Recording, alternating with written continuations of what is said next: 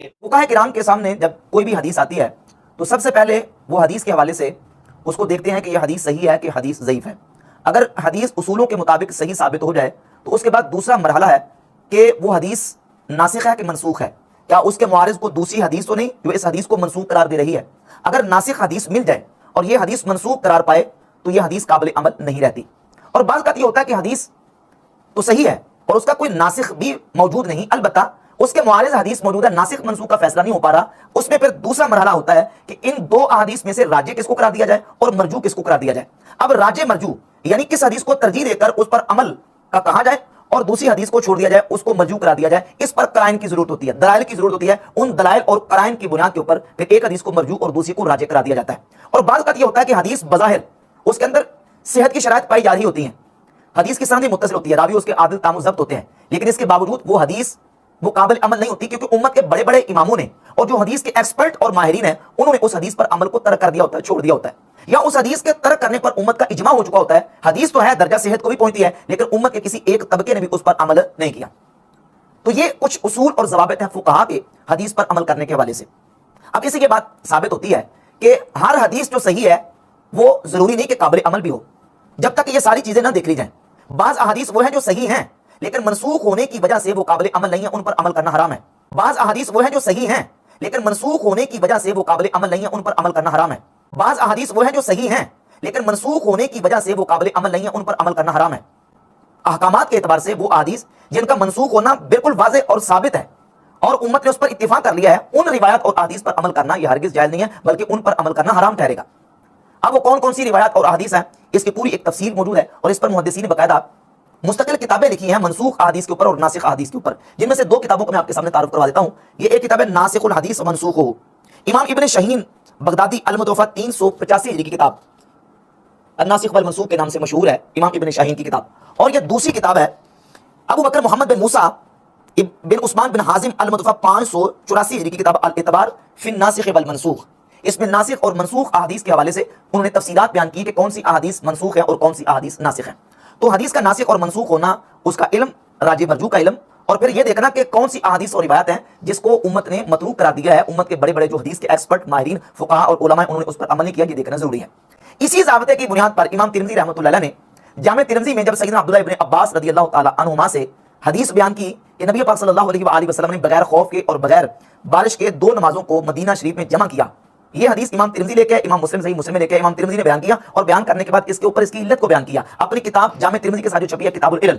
کتاب العلل میں کہتے ہیں کہ میری کتاب میں جامع ترمذی میں جتنی احادیث اور روایات موجود ہیں، فرماتے ہیں کہ ان تمام احادیث پر امت کے کسی نہ کسی طبقے نے عمل کیا ہے، امت کے علماء نے عمل کیا ہے، سوائے دو احادیث کے۔ دو احادیث میری کتاب میں وہ ہیں کہ جس پر اہل علم نے عمل نہیں کیا۔ ایک حدیث تو ہے کہ جب شرابی شراب پیے تو اس کو کوڑے مارو، پھر پیے تو کوڑے مارو، پھر پیے تو کوڑے مارو، اور اگر چوتھی مرتبہ وہ شراب پیتا ہے تو فقتلوہ، اسے قتل کر دو۔ اب شرابی کو قتل کرنے والی جو حدیث ہے جامع ترمذی میں امام ترمذی لے کے امام ترمذی فرماتے ہیں کہ اہل علم کے کسی طبقے نے اس پر عمل نہیں کیا، یعنی امت کے اجماع سے یہ متروک العمل ہے، یہ قابل عمل نہیں ہے۔ اور دوسری یہی حدیث سیدنا عبداللہ ابن عباس رضی اللہ تعالی عنہما سے کہ نبی پاک علیہ الصلوۃ والسلام نے بغیر کسی جو نا وہ خوف کے اور بغیر کسی عذر کے دو نمازوں کو مدینہ شریف میں جمع کیا، اس حدیث پر بھی امت کے علماء نے عمل نہیں کیا۔ نہ امام شافعی، نہ امام مالک، نہ امام احمد بن حنبل اور نہ امام اعظم ابو حنیفہ رحمۃ اللہ تعالی علیہ، ان چاروں اماموں میں سے کسی ایک امام نے بھی اس حدیث کو اپنے ان ظاہری الفاظ کے اوپر رکھ کر عمل نہیں کیا۔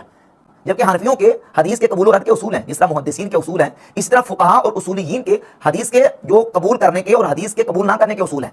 تو امام ترمذی رحمۃ اللہ چونکہ محدث بھی ہیں اور فقیہ بھی ہیں، اس اعتبار سے انہوں نے ان اصولوں کے مطابق یہ کہا کہ چونکہ امت کے جو بڑے فقہاء ہیں ان کے ہاں یہ حدیث متروک العمل ہے تو لہذا یہ قابل عمل نہیں ہے۔ اور نہ صرف امام ترمذی رحمۃ اللہ کے نزدیک اور نہ صرف امام ترمذی کا تبصرہ ہے، بلکہ اس حدیث کے جو راوی ہیں، حدیث کو بیان کرنے والے راوی، بالخصوص سیدنا عبداللہ ابن عباس رضی اللہ تعالیٰ کے جو شاگرد ہیں ابو شعثاء جابر بن زید، وہ خود یہ بیان کریں، اس کی توجیہ بیان کریں، اس کو اس حدیث کے ظاہر الفاظ کے اوپر چھوڑ نہیں رہے بلکہ اس کی توجیہ بیان کریں۔ اس کی توجیہ کیا بیان کریں وہ بخاری مسلم سے میں آپ کے سامنے حدیث کو رکھتا ہوں۔ پہلے مقدمہ کے طور پر یہ بات سمجھ لیں کہ اس بات پر تمام ائمہ علماء کا اتفاق ہے کہ اللہ رب العزت نے نماز کو وقت مقررہ پر فرض کرا دیا۔ قرآن مجید میں اللہ رب العزت نے نماز کے وقت مقررہ پر فرض ہونے کا ذکر کرتے ہوئے سورۃ النساء کی آیت نمبر 103 میں ارشاد فرمایا ان الصلاۃ کانت علی المؤمنین کتابا موقوتا، بے شک نماز مومنین پر وقت مقررہ پر فرض ہے۔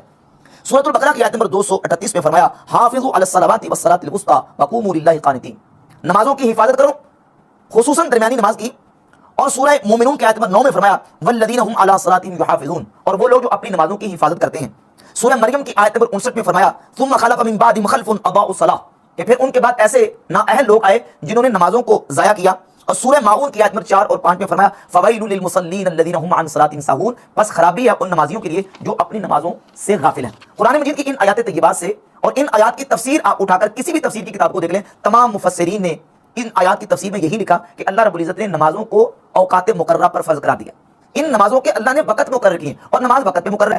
اب بلا عذر شرعی ایک نماز کو قضا کر کے دوسری نماز کے وقت میں پڑھنا، یا ایک نماز کا وقت آنے سے پہلے اس کو اس کے وقت آنے سے پہلے ادا کرنا بالاتفاق یہ جائز نہیں، یہ اصول ہے۔ اب بلا عذر شرعی ایک نماز کو قضا کر کے دوسری نماز کے وقت میں پڑھنا، یا ایک نماز کا وقت آنے سے پہلے اس کو اس کے وقت آنے سے پہلے ادا کرنا بالاتفاق یہ جائز نہیں، یہ اصول ہے۔ اب بلا عذر شرعی ایک نماز کو قضا کر کے دوسری نماز کے وقت میں پڑھنا، یا ایک نماز کا وقت آنے سے پہلے اس کو اس کے وقت آنے سے پہلے ادا کرنا بالاتفاق یہ جائز نہیں، یہ اصول ہے۔ اور اس کے ساتھ پھر احادیث اور روایات موجود ہے، مثلا صحیح بخاری میں 527 نمبر حدیث ہے، سیدنا عبداللہ ابن مسعود رضی اللہ تعالیٰ عنہ نے نبی پاک علیہ الصلوۃ والسلام کی بارگاہ میں پوچھا یا رسول اللہ رب العزت کی بارگاہ میں سب سے پسندیدہ عمل کیا ہے؟ تو فرمایا الصلاۃ علی وقتہا، نماز کو وقت مقررہ پہ ادا کرنا یہ سب سے پسندیدہ عمل ہے۔ تو اب دیگر اس پر احادیث بھی موجود ہیں کہ نماز کو وقت مقررہ پر ادا کرنا ہے، اور نبی پاک صلی اللہ علیہ وآلہ وسلم نے بغیر عذر کے اور بغیر کسی وجہ کے دو نمازوں کو سوائے حج کے عرفات اور مزدلفہ کے ان دو مقامات کے علاوہ نبی کریم علیہ السلام نے دو نمازوں کو حقیقتاً جمع نہیں فرمایا بغیر کسی عذر کے۔ اور یہ حدیث جو ہے وہ صحیح بخاری میں امام بخاری رحمۃ اللہ علیہ کے سیدنا عبداللہ ابن مسعود رضی اللہ تعالیٰ عنہ سے حدیث نمبر 1682 فرماتے ما رأیت النبی صلی اللہ علیہ وآلہ وسلم صلی اللہ علیہ بغیر میقاتہا، نبی پاک علیہ السلام نے کبھی بھی نماز کو اس کے وقت سے ہٹ کر ادا نہیں کیا، الا صلاتین، مگر دو موقعوں پر دو نمازیں، جمع بین المغرب والعشاء وصلی الفجر قبل میقاتہا، نبی پاک علیہ السلام نے مغرب اور عشاء کی نماز اور فجر کی نماز اس کے وقت سے پہلے ادا کی، اور یہ سنن نسائی ہے۔ اور سنن نسائی میں صحیح حدیث ہے سیدنا عبداللہ ابن مسعود رضی اللہ تعالیٰ عنہ سے 3007 نمبر، اور ایک نسخے کے مطابق 3013 نمبر، سیدنا عبداللہ ابن مسعود رضی اللہ تعالیٰ عنہ فرماتے ہیں کان رسول اللہ صلی اللہ علیہ وآلہ وسلم یصلی الصلاۃ لوقتہا، نبی پاک علیہ السلام نماز کو ہمیشہ اس کے وقت پر ادا کرتے تھے، الا بجمع وعرفات، مگر نبی کریم علیہ السلام نے دو نمازوں کو دو موقعوں پر نماز کو جمع کیا ہے، یعنی مزدلفہ میں اور عرفات میں، مزدلفہ اور عرفات میں نبی علیہ السلام نے نمازوں کو جمع کیا ہے، باقی حضور علیہ السلام دو نمازوں کو کبھی بھی جمع نہیں کرتے تھے، حضور علیہ السلام نے ہمیشہ نماز کو وقت پہ ادا کیا۔ اب یہ قرآن مجید سے اور احادیث طیبات سے دلائل موجود ہیں۔ بعض احادیث اور روایات میں سفر کی حالت میں دو نمازوں کو جمع کرنے کا ذکر ملتا ہے، لیکن اس میں احتمال ہے۔ احتمال کیا ہے کہ جمع کی دو قسمیں ہیں، ایک ہے جمع حقیقی اور دوسرا ہے جمع سوری۔ امام اعظم ابو حنیفہ رحمۃ اللہ کا احناف کا موقف یہ ہے کہ حضور علیہ السلام نے حج کے علاوہ کبھی بھی دو نمازوں کو حقیقتاً جمع نہیں کیا، ہاں صورتاً جمع کیا ہے۔ جمع حقیقی کا مطلب یہ ہے کہ ظہر کی نماز کو قضا کر کے عصر کی نماز کے وقت میں ادا کرنا، یا عصر کی نماز کو اس کے وقت آنے سے پہلے ہی ظہر کے وقت میں ادا کرنا، جس کو جمع تقدیم اور جمع تاخیر کہا جاتا ہے۔ ایسے ہی مغرب اور عشاء کی نماز کو پڑھنا، یہ ہے جمع حقیقی۔ اور ایک ہے جمع سوری۔ جمع سوری کا مطلب یہ ہے کہ ظہر کی نماز کو اتنا مؤخر کرنا کہ اس کا آخری وقت آ جائے، اور عصر کی نماز کو اس کے بالکل شروع کے وقت میں ادا کرنا۔ ظہر کے وقت میں اور عصر کے وقت میں ہے۔ یہ دو نمازیں صورتاً تو جمع ہوئی ہیں، لیکن حقیقتاً ظہر کے وقت میں اور عصر کے وقت میں ہے، دو نمازیں حقیقتاً جمع نہیں ہوئی، یہ جمع سوری۔ اور ایسے ہی مغرب اور عشاء کی نماز۔ تو سفر کی حالت میں جمع سوری کرنا یہ ثابت ہے، جمع حقیقتاً کرنا ثابت نہیں ہے۔ جن حدیث میں جمع کرنے کا ذکر ہے وہ جمع سوری پر معمول کی جائیں گی، اور اس پر صحابہ کرام رضی اللہ تعالیٰ عنہ کے آثار بھی، اور بالخصوص سیدنا عبداللہ ابن عباس رضی اللہ تعالیٰ عنہ سے صحیح حدیث سنن نسائی میں موجود ہے، حدیث نمبر 586 اور اسلام 360 ایپ میں 590 نمبر۔ عبداللہ ابن عباس رضی اللہ تعالیٰ عنہ فرماتے ہیں صلیت مع النبی صلی اللہ علیہ وآلہ وسلم بالمدینہ 8 جميعا و7 جميعا، میں نے نبی پاک علیہ الصلوۃ والسلام کے ساتھ مدینہ شریف میں دو نمازوں کو اس طرح جمع کیا ہے، حضور کے ساتھ نماز پڑھی، حضور نے دو نمازوں کو اس طرح جمع کیا کہ 8 رکعتیں اکٹھی پڑھی اور 7 رکعتیں اکٹھی پڑھی۔ اور کس طرح پڑھی؟ اخر الظہر وعجل العصر، حضور نے ظہر کی نماز کو مؤخر کیا یعنی اس کے آخری وقت میں، اور عصر کی نماز کو معجل کیا یعنی اس کے ابتدائی وقت میں۔ واخر المغرب وعجل العشاء، مغرب کو حضور نے مؤخر کیا اور عشاء کو حضور نے معجل کیا، یعنی جمع سوری۔ عبداللہ ابن عباس رضی اللہ تعالیٰ عنہما کی اس حدیث سے بھی ثابت ہوا کہ دو نمازوں کو جمع سوری کے طور پر جمع کیا گیا ہے، حقیقی کے طور پر جمع نہیں کیا گیا۔ اور اس کے ساتھ سنن ابی داؤد میں 1212 نمبر حدیث ہے سیدنا عبداللہ ابن عمر رضی اللہ تعالیٰ عنہما سے، اور یہی حدیث تھوڑی تفصیل کے ساتھ امام نسائی رحمۃ اللہ تعالیٰ اپنی کتاب سنن نسائی میں سیدنا عبداللہ ابن عمر رضی اللہ تعالیٰ عنہما سے لے کے آئے ہیں کہ عبداللہ ابن عمر رضی اللہ تعالیٰ کے والد سے سیدنا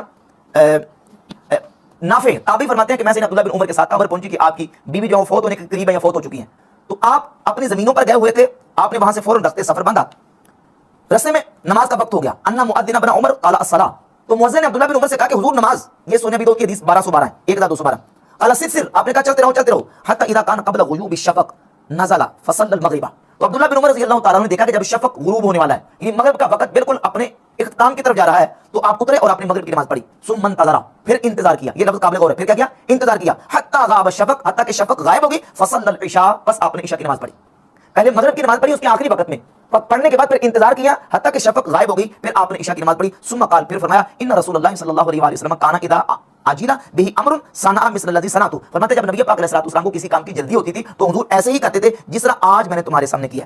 تو سیدنا عبداللہ ابن عمر رضی اللہ تعالیٰ عنہ سے اور عبداللہ ابن عباس رضی اللہ تعالیٰ عنہ سے یہ ثابت ہو گیا کہ دو نمازوں کو جمع سوری کے طور پر نبی پاک علیہ السلام نے جمع کیا. اور یہ جو حدیث ہے صحیح مسلم اور جامع ترمذی میں کہ عبداللہ ابن عباس فرماتے ہیں کہ نبی پاک علیہ السلام نے بغیر جو ہے خوف کے اور بغیر بارش کے دو نمازوں کو مدینہ شریف میں جمع کیا. اس سے مراد یا تو جمع سوری ہے جس طرح کہ سنن نسائی کی حدیث گزری، اور ابھی میں نے آپ کے سامنے سنی ابی داؤد کی حدیث 1212 رکھی.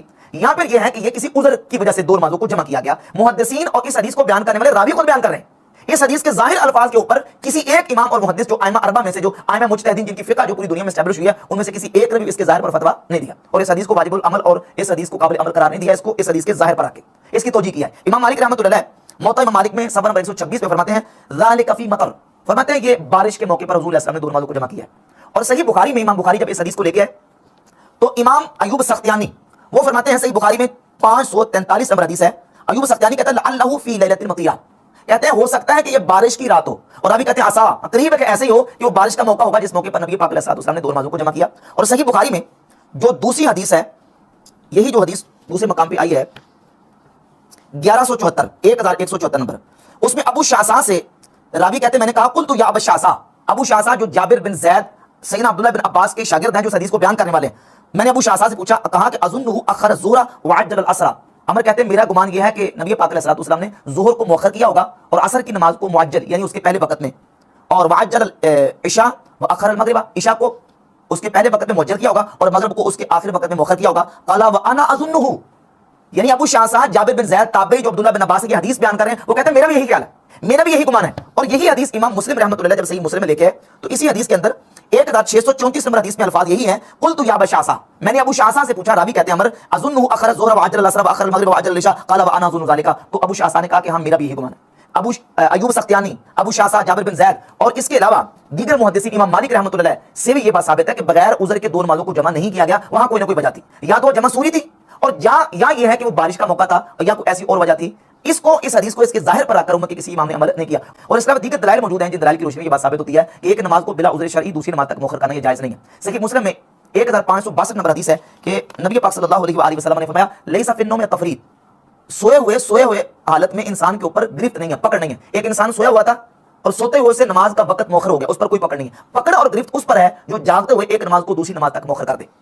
اب اگر بلا عذر شرعی دو نمازوں کو جمع کیا جا سکتا ہوتا تو یہاں سوئے حالت میں اگر انسان سے رہ گئی وہ تو معذور ہے، لیکن اگر جان بوجھ کے ایک نماز کو دوسری نماز تک مؤخر کر رہا ہے اس پر وعید نہ ہوتی. یہ وعید بتا رہی ہے کہ بلا عذر شرعی ایک نماز کو دوسری نماز تک مؤخر کرنا جائز نہیں ہے. اور اس کے علاوہ سنن نسائی میں 213 نمبر اور 359 نمبر اور ایک دوسرے نسخے کے مطابق 360 نمبر کی حدیث ہے. اما عائشہ صدیقہ رضی اللہ تعالیٰ عنہ فرماتی ہیں، یہ 213 نمبر حدیث ہے، ان امرأۃ مستحاضۃ علی عہد رسول اللہ صلی اللہ علیہ وسلم، ایک عورت نبی پاک علیہ السلام کے مبارک زمانے میں انہیں استحاضہ تھا اور انہیں بیماری کا خون آتا تھا.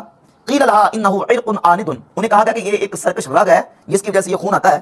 تو ان تؤخر الظہر وتعجل العصر، انہیں حکم دیا گیا کہ وہ ظہر کی نماز کو مؤخر کریں اور عصر کی نماز کو معجل کریں اور دونوں نمازوں کے لیے ایک غسل کریں. اسی طرح مغرب کو مؤخر کریں اور عشاء کو معجل کریں اور دو نمازوں کے لیے ایک غسل کریں اور ایک غسل سے دو نمازیں ادا کریں اور فجر کے لیے الگ غسل کریں. اب جو اس عورت کو حکم دیا گیا ہے جمع کا وہ جمع سوری ہے. اگر حقیقتاً دو نمازوں کو جمع کرنا جائز ہوتا حضر کی حالت میں تو کبھی بھی اس عورت کے لیے یہ حکم نہ ہوتا. یہ حکم بتا رہا ہے کہ حقیقتاً دو نمازوں کو جمع کرنا یہ جائز نہیں ہے سوائے عرفہ اور مزدلفہ کے. تو بحمد اللہ یہ دلائل بھی اسی بات کو مضبوط کرتے ہیں کہ دو نمازوں کو حقیقتاً سوائے عرفات اور مزدلفہ کے جمع کرنا جائز نہیں ہے. اور سیدنا عبداللہ ابن عباس رضی اللہ تعالیٰ عنہ کے حوالے سے جو روایت صحیح مسلم میں موجود ہے، یا تو اس کے ظاہر پر علماء نے عمل کیا یا یہ کہ اس کی جو توجیہ محدثین نے بیان کی ہے وہ میں نے آپ کے سامنے اس کو ذکر کر دیا. نمازیں بار 5 ہی رہیں گی، البتہ وہ جمع ہو جائیں گی. اہل تشیع نے اپنی روٹین بنائی ہوئی ہے نمازیں جمع کرنے کی. ان کی فقہ میں بھی لکھا ہوا ہے کہ نمازیں ہمیشہ جمع کرنا یہ افضل نہیں ہے. رسول اللہ کا عمومی عمل کیا ہے؟ 5 نمازیں الگ وقت میں پڑھنا. ہم جوان نقوی صاحب حافظ اللہ تعالیٰ کو جب ملنے گئے عروۃ الوثقیٰ کے اندر، میں نے زور اثر کٹھی جمع کی مسجد کے اندر. وہ زور پڑھ کے باہر نکل آئے اور انتظار کر رہے تھے میرا، اور میں سمجھا شاید ہماری وجہ سے انہوں نے کیا کہ چلو مجھے سنی ملنے آیا تو میں نمازیں الگ پڑھوں.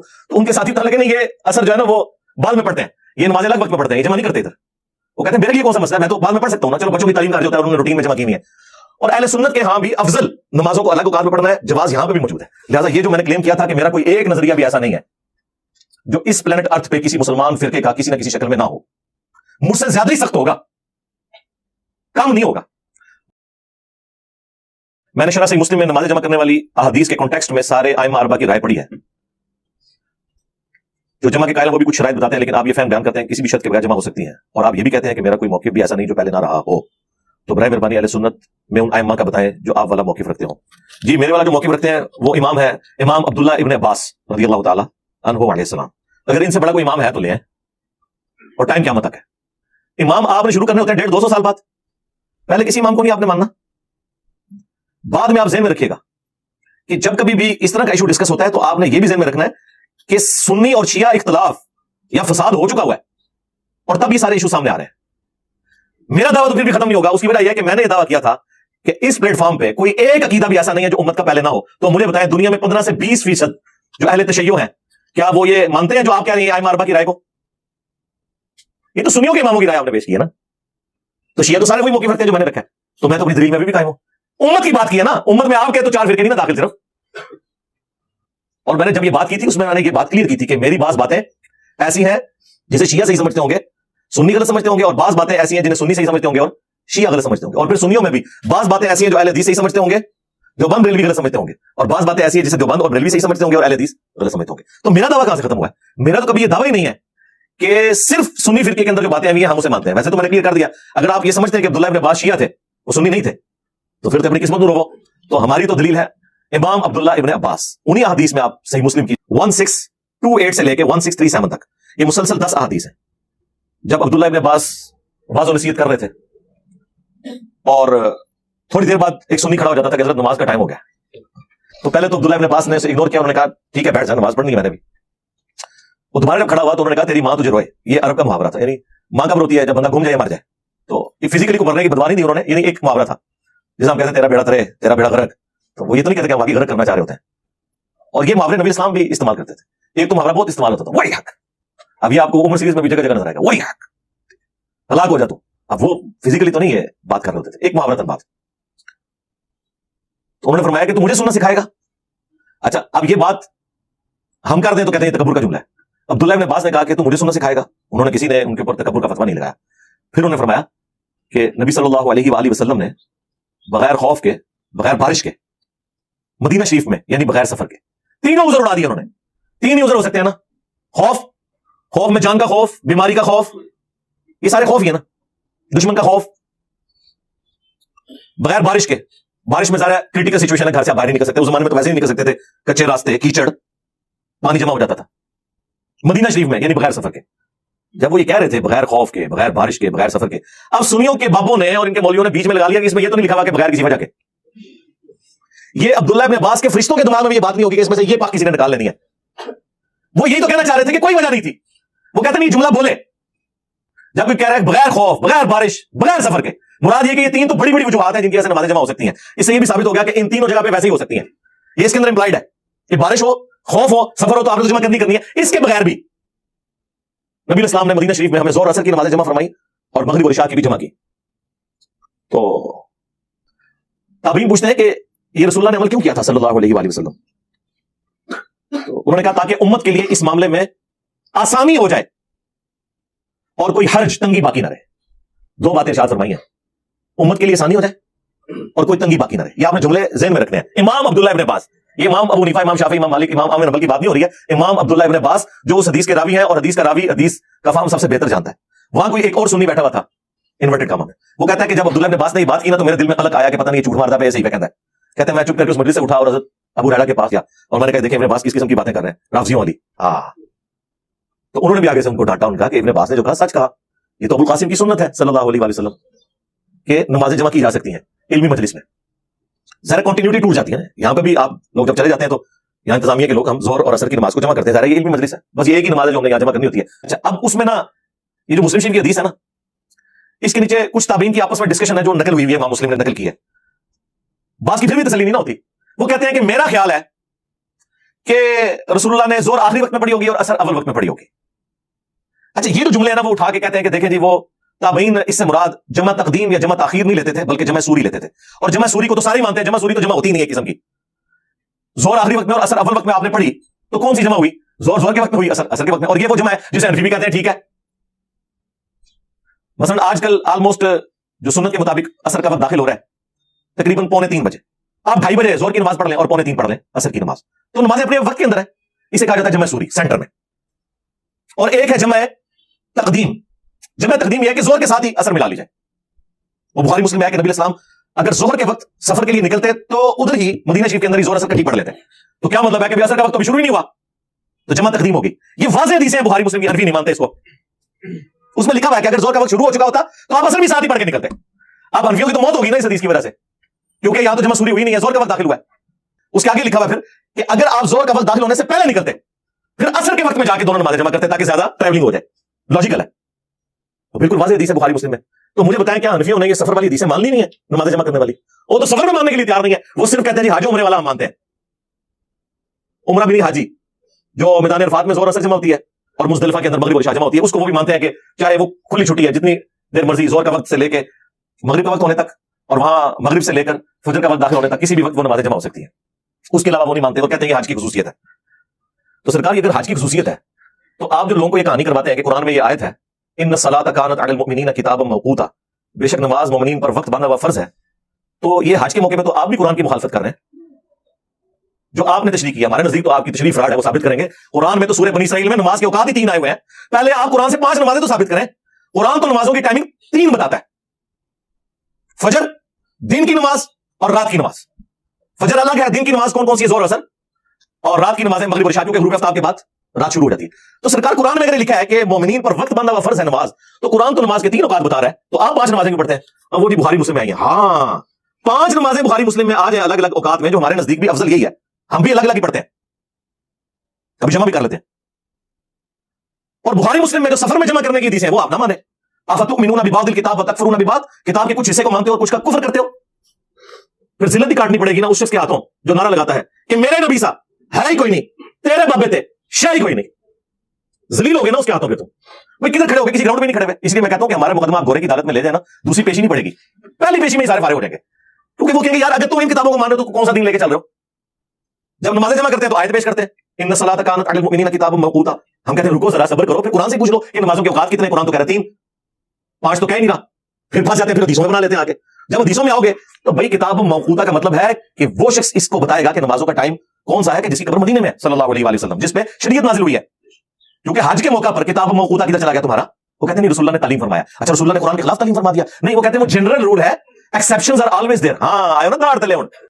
تو وہ تابعین کی ڈسکشن لے کے آتے ہیں, اور تابعین کہہ رہے تھے ہو سکتا ہے کہ وہ رسول اللہ نے زہر آخری وقت میں اور اثر اول وقت میں پڑھی ہو. یہ سرکار یہ جو تابعین بیان کر رہے ہیں وہ اپنی رائے بیان کر رہے ہیں. عبداللہ ابن عباس نے تو سیدھا فرمایا کہ رسول اللہ نے ایسے اس لیے کیا تاکہ امت کے لیے تنگی باقی نہ رہے اور آسانی ہو جائے, کوئی حرج باقی نہ رہے. یہ آسانی کا لفظ جو ہے نا بتا رہا ہے کہ نبی اسلام نے کوئی اسٹاپ واچ آن نہیں کی ہوئی تھی کہ بس 10 منٹ رہ گئے, ٹائم داخل ہونا, جلدی وضو کر لو پھر نماز جمع کریے. تو یہ کون سی آسانی ہے؟ آسانی تو یہ ہے کہ ٹالرنس آپ کے پاس موجود ہو کہ زہر کا وقت داخل ہونے سے لے کر مغرب سے پہلے کسی بھی وقت نماز جمع ہو جائے, اور مغرب کا وقت داخل ہو کر فجر کا وقت داخل ہونے سے پہلے کسی وقت نماز جمع ہو جائے. یہ آسانی ہوگی. ورنہ مجھے بتائیں, یہ جو کہتے ہیں کہ نبی اسلام نے نمازیں جمع کروائی, تو آپ ذرا مجھے ایمانداری سے بتائیں کہ جب نبی اسلام نے مغرب کی اذان دی ہوگی تو ساتھ یہ اناؤنسمنٹ کروائی ہوگی نا کہ یار مغرب کی اذان ہونے لگی ہے لیکن 1.25 گھنٹہ انتظار کرنا ہے, جیسے ہی شام میں 10 منٹ رہ جانا سارے نے آ جانا ہے تو میں کٹیاں کراواں گا. اس زمانے میں تو کوئی ایسی پاسبلٹی نہیں تھی. آسانی اس میں ہے کہ صحابہ کرام آئے ہوئے ہیں, آئے تو تھے مغرب کی نماز پڑھنے. نبی اسلام کی اثر کے بعد سے ڈسکشن جاری ہے, کئی بار آپ اثر کے بعد خطبہ دیتے تھے پھر لیٹ ہو جاتے تھے, ڈسکشن جاری ہے. اس دوران مغرب ہوگی, آپ نے مغرب نہیں پڑھی, آپ ڈسکشن اپنی جاری کر رہے ہیں. جیسے ہی آپ فارغ ہوئے اس ڈسکشن سے آپ نے مغرب اور عشاء کو جمع کر لیا. یا یہ ہوتا ہوگا کہ مغرب کی اذان کے وقت صحابہ کرام آئے مسجد میں, حضور کہنے بیٹھ جاؤ 1.5 گھنٹہ, میں تھوڑے سے ثانی کرنے لگا, 1.5 گھنٹے بعد کٹھی تو پڑھاواں گا. یہ آسانی ہے مجھے بتائیں. لیکن common sense is not so common.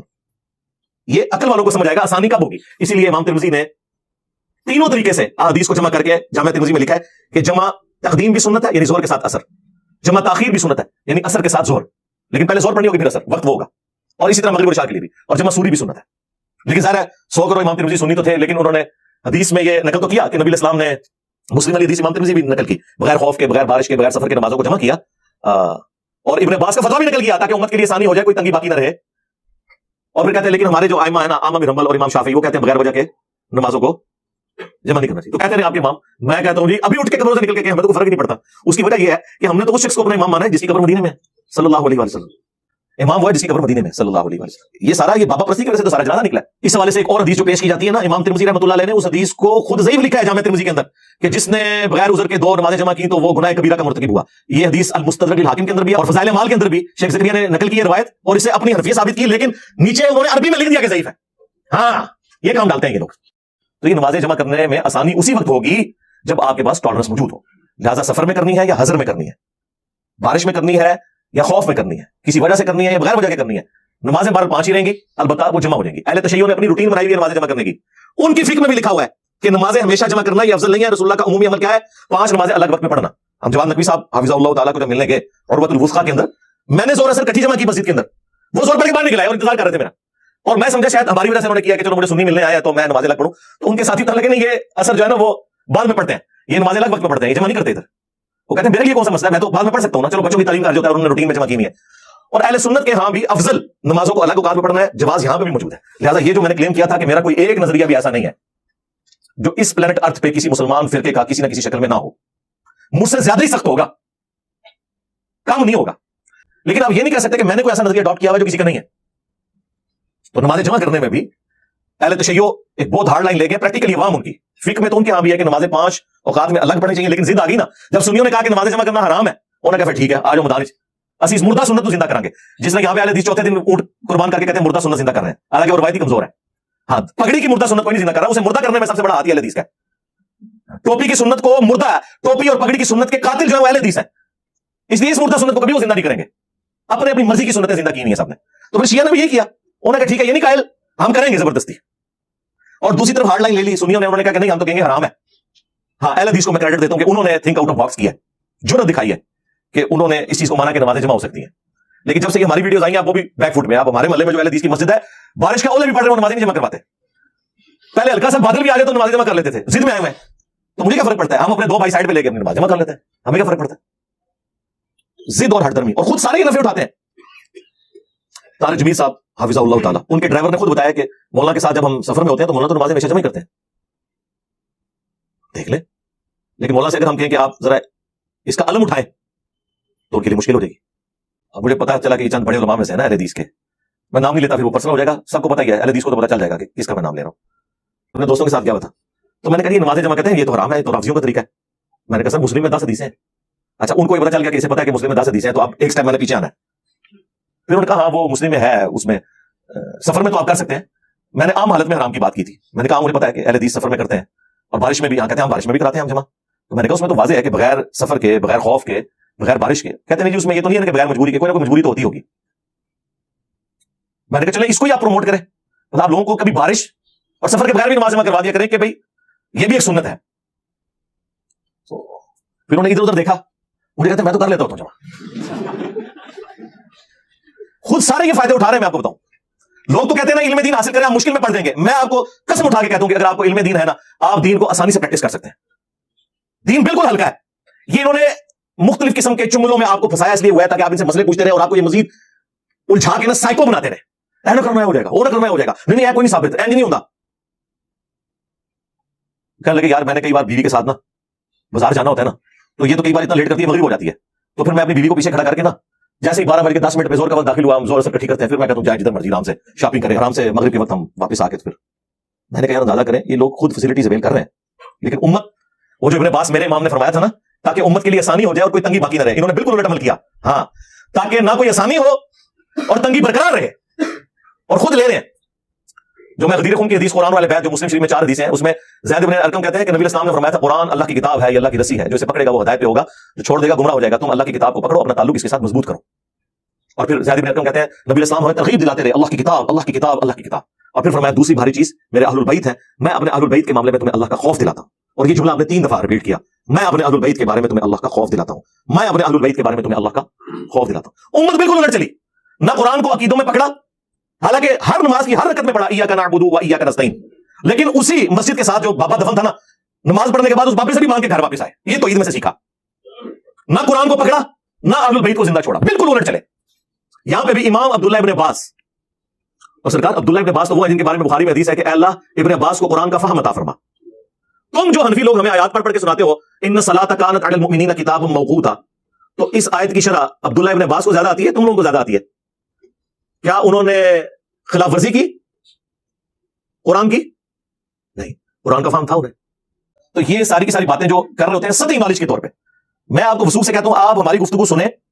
ہم اپنی گفتگو میں مخالفین کے بھی سارے دلائل ایمانداری سے خود بیان کرتے ہیں, اور پھر یہ بھی بتاتے ہیں کہ انہوں نے ڈنڈی کہاں ماری, یا ان کے بڑوں نے کون سی ڈنڈی مار کے ان کے سر کے اوپر ایک ڈنڈا رکھا ہوا ہے جس کی وجہ سے قرآن و سنت نہیں مان رہے. تو آپ کے اندر سے ایک دن پھر آواز نکلے گی کہ مرنے سے پہلے اے مسلمان کر لے اس پہ غور، کتابوں کا خدا اور ہے، بابوں کا خدا اور۔ بابے بھی اسی خدا کو مانتے تھے لیکن تعلیمات انہوں نے اپنی دی ہیں، کتابوں والی نہیں دی ہیں۔ کتابوں کا نبی اور ہے، بابوں کا نبی اور، کتابوں کا دین اور ہے، بابوں کا دین اور۔ صلو علی محمد وعلی محمد، اللہم صلی علی محمد وعلی آل محمد واصحاب محمد وازواج محمد وامت محمد اجمعین الی یوم الدین، آمین۔